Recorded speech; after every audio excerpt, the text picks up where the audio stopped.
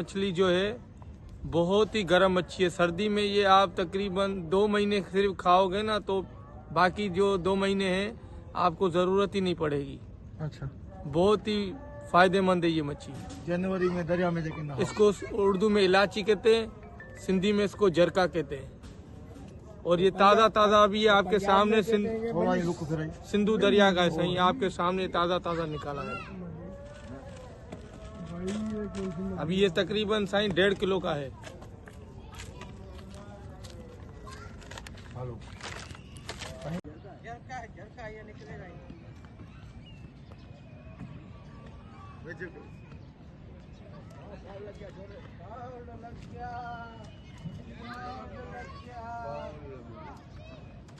itu agian dah tu. Apa? Dah tengah. Oi. Betul lah kalau dia akan tu.